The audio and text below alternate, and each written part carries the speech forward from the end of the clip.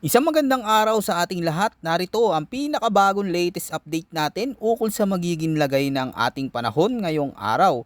Mga kababayan, ayon sa pag-asa, ngayong araw lumitaw na ang banta ng panibagong bagyo sa may silangan ng bansa at unti-unti nang lumalapit. Ayon sa datos, posibleng pumasok sa Philippine Area of Responsibility ang low pressure sa mga susunod na araw. Alamin natin ang mga pinakabagong detalye dito.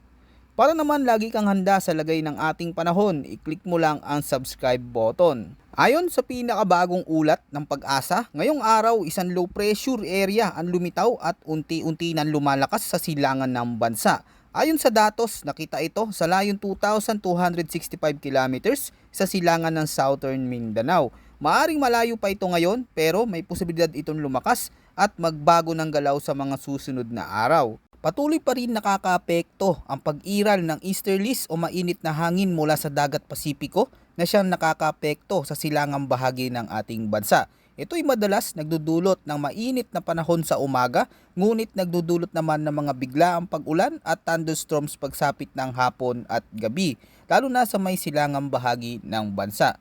Sa forecast condition ngayong araw sa Aurora at Quezon, sana maulap na kalangitan na may kasamang mga pag-ulan, pagkulog at pagkidlat dulot ng easterlies. Mag-ingat dahil posible ang mga flash flood at landslides lalo na sa mga mababa at bulubunduking lugar.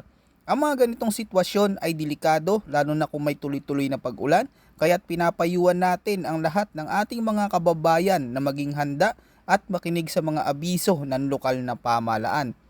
Para naman sa Metro Manila, Visayas at nalalabing bahagi ng Luzon, gayon din sa may Caraga at Davao Region, magiging bagyang maulap hanggang maulap ang kalangitan na may paminsan-minsang pag-ulan o thunderstorms.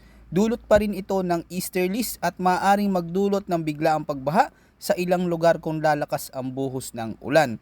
Samantala para naman sa nalalabing bahagi ng Mindanao, asahan ng localized thunderstorms naman ang malaking makakaapekto, kaya't mag-ingat din sa mga posibleng pagbaha at pagguho ng lupa. May panganib ito tuwing tatama ang malalakas na buhos ng ulan, lalo na tuwing hapon o gabi. Dahil dito, patuloy tayong nagpapaalala sa ating mga kababayan na maging alerto sa posibleng malalakas na ulan na may kasamang bugso ng hangin. Samantala, ayon sa pinakabagong datos mula sa mga International Weather Model, patuloy na binabantayan ang low pressure sa mga susunod na araw sa may silangan ng ating bansa sa labas ng Philippine Area of Responsibility.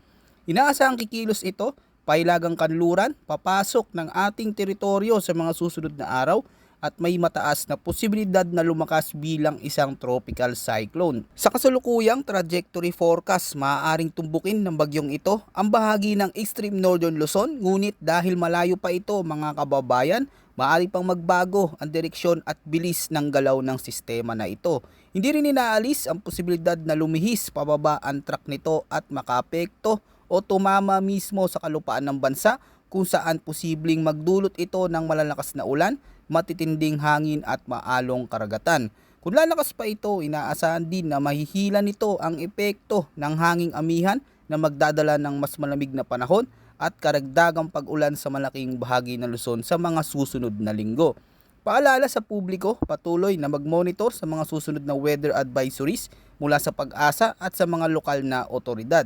Iwasan ang pagtawid sa mga binabahang kalsada, siguraduhing ligtas ang inyong tahanan at laging maging alerto sa anumang biglaang pagbabago sa lagay ng panahon.